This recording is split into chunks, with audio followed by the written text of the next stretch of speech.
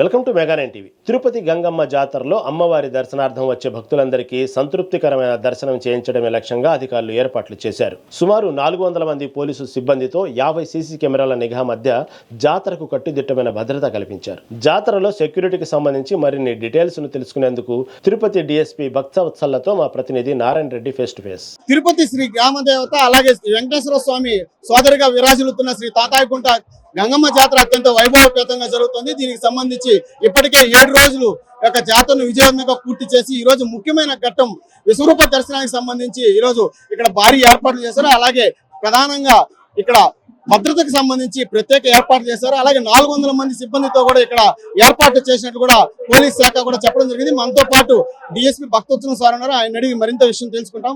Sir చెప్పండి sir, ఈ యొక్క జాతర అత్యంత వైభవపేతంగా జరుగుతుంది 7 రోజులుగా. అంటే ఈ ఒక్క రోజే సుమారు 1,00,000 మంది వచ్చే అవకాశం ఉందని మీరు అంచనా వేస్తున్నారు. అంటే ఎలాంటి ఏర్పాట్లు చేశారు సార్? ఇప్పుడు యాక్చువల్ గా ఇప్పటి గంగమ్మ జాతర 7 రోజులు ప్రశాంతంగా గడిచిపోయాయి.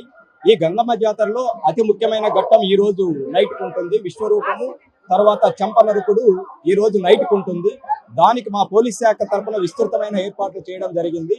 దానికి బందోబస్తుగా మేము 6 మంది డిఎస్పీలు, తర్వాత 8 మంది ఇన్స్పెక్టర్లు, 36 మంది ఎస్ఐస్, 250 మంది కానిస్టేబుల్స్, 86 మంది ఏఎస్ఐ ఆబ్లిక్ ఎస్సీస్, 35 మంది home guards, 4 special parties draw చేయడం జరిగింది. ఎటువంటి అవాంఛనీయ సంఘటనలు జరగకుండా జాగ్రత్తలు తీసుకుంటూ బందోబస్తు నిర్వహిస్తున్నాం.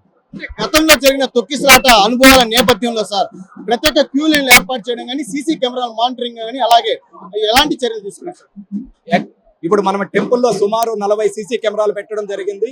తర్వాత తుడా జంక్షన్ నుంచి టెంపుల్ వరకు ఒక 10 సీసీ కెమెరాలు, తర్వాత హెడ్ పోస్ట్ ఆఫీస్ నుంచి టెంపుల్ వరకు 10 సీసీ కెమెరాలు పెట్టడం జరిగింది. బిసైడ్స్ దట్ ఈ చంపనరుకు టైంలో కొద్దిగా ప్రజలు దోసుకుంటారనే ఉద్దేశంతో గ్యాలరీస్ కూడా ఏర్పాటు చేసి మా గ్యాంగ్ వే కూడా పెట్టి ప్రతి గ్యాలరీకి బందోబస్తు ఇచ్చి ఎటువంటి సంఘటనలు జరగకుండా జాగ్రత్తలు తీసుకుంటున్నాం. ప్రధానంగా అంటే ఈ రోజు జాతర నేపథ్యంలో ఎక్కువ రద్దీ ఉన్న నేపథ్యంలోనే ట్రాఫిక్ కొన్ని ఆంక్షలు కొన్ని చోట్ల ఏర్పాటు చేసినట్టుగా ఉన్నారు. ప్రధానంగా ట్రాఫిక్ సమస్య లేకుండా కూడా ఎలాంటి చర్యలు తీసుకుంటారు?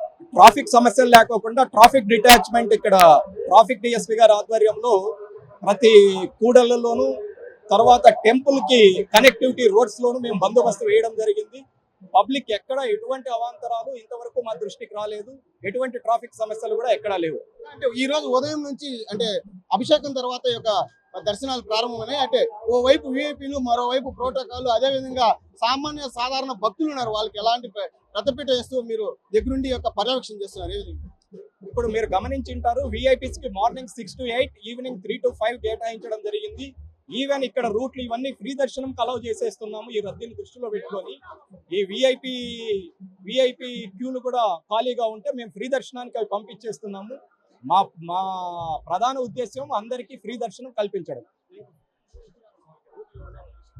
గంగ జాతర నేపథ్యంలో భక్తులకు ఎలాంటి ఇబ్బందులు కలగకుండా కట్టుదిట్టమైన భద్రతా చర్యలు చేపట్టామని చెప్పి కూడా డిఎస్పీ భక్తోత్సవం గారు చెప్పారు. అలాగే 400 మంది సిబ్బందితో యొక్క భద్రతా ఏర్పాటును పర్యవేక్షిస్తున్నామని, అలాగే ఎలాంటి చోరీలు, అసాంఘిక సంఘటన జరగకుండా ఉండేదానికి కూడా 40 సీసీ కెమెరాలతో మానిటరింగ్ చేస్తున్నామని చెప్పి కూడా చెప్పారు. అలాగే నగరంలో ట్రాఫిక్ సమస్య లేకుండా కూడా దీనిపైన కొన్ని ఆంక్షలు కూడా విధించి భక్తులు నేరుగా అమ్మవారిని దర్శనం చేసుకొని కేవలం అరగంటలోనే బయట వెళ్లే విధంగా కూడా ఇక్కడ ఏర్పాట్లు చేసినట్టుగా కూడా డిఎస్పీ భక్తోత్సవం చెప్పారు. కెమెరామెన్ సురేష్తో నారాయణ, మెగా9 టీవీ, తిరుపతి.